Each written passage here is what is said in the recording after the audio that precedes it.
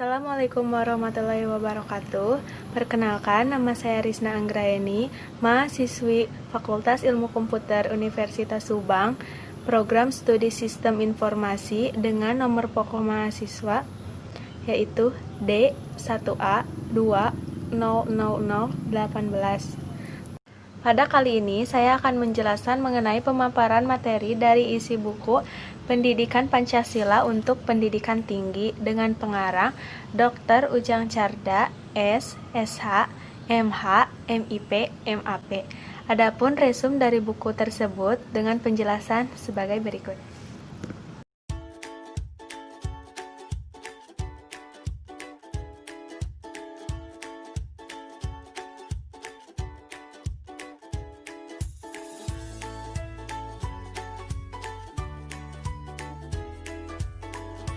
Pada bab 1 dijelaskan mengenai orientasi terhadap pendidikan Pancasila.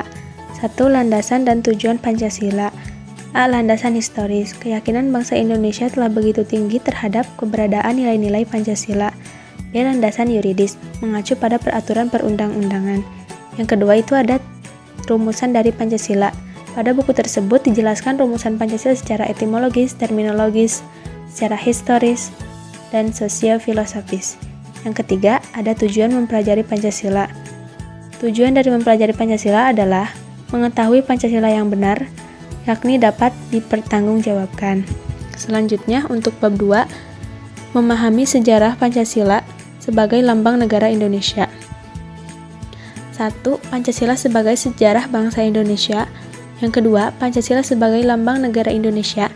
Yang ketiga, memahami Pancasila sebagai lambang negara dari putusan Mahkamah Konstitusi. Pada bab 3, memahami Pancasila sebagai sistem filsafat. Dalam buku tersebut, menjelaskan pengertian dari filsafat, pengertian Pancasila sebagai sistem filsafat, konsep dasar filsafat Pancasila, dan landasan filsafat Pancasila. Untuk selanjutnya, pada bab 4,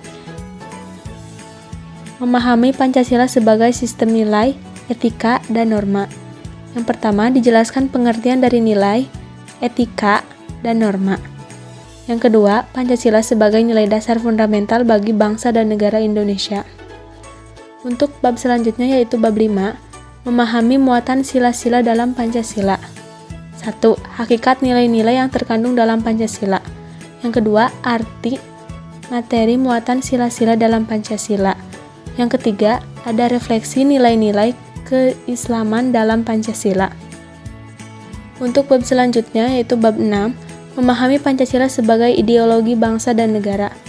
Pada buku tersebut dijelaskan yang pertama ada pengertian ideologi, yang kedua makna ideologi bagi bangsa Indonesia, yang ketiga perbandingan ideologi Pancasila dengan ideologi lain, yang keempat kedudukan dan fungsi Pancasila sebagai tata kehidupan bangsa Indonesia, dan yang kelima, memahami makna Pancasila sebagai ideologi negara dari putusan Mahkamah Konstitusi nomor 100/PUU 11/2013. Untuk bab 7 yaitu memahami demokrasi Pancasila.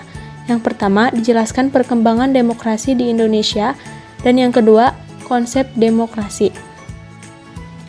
Untuk bab selanjutnya yaitu bab 8, memahami hak dan kewajiban asasi manusia dalam Pancasila.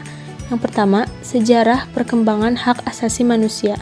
Yang kedua, istilah dan pengertian hak asasi manusia.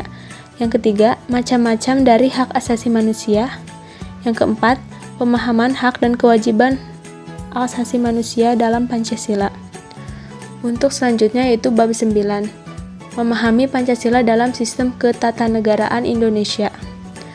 Arti dari Pancasila pembukaan Undang-Undang Dasar dijelaskan pada bagian pertama. Untuk bagian kedua, isi dari Pancasila pasal-pasal Undang-Undang Dasar 1945. Yang ketiga, kedudukan pembukaan Undang-Undang Dasar 1945. Yang keempat, hubungan pembukaan dengan pasal-pasal dalam Undang-Undang Dasar 1945. Yang kelima, hubungan antara pembukaan Undang-Undang Dasar 1945 dengan Proklamasi 17 Agustus 1945. Yang keenam, perubahan Undang-Undang Dasar 1945. Yang ketujuh, struktur ketatanegaraan Indonesia setelah perubahan Undang-Undang Dasar 1945. Untuk yang terakhir yaitu pada bab 10 dijelaskan mengenai refleksi Pancasila sebagai paradigma reformasi dalam kehidupan bermasyarakat, berbangsa, dan bernegara. Pada bab tersebut dijelaskan mengenai pengertian paradigma. Yang kedua, Pancasila sebagai paradigma pembangunan. Yang ketiga, Pancasila sebagai paradigma reformasi. Yang keempat, Pancasila dalam paradigma kehidupan kampus. Untuk yang terakhir, dijelaskan mengenai eksistensi Pancasila sebagai paradigma pembangunan di era globalisasi.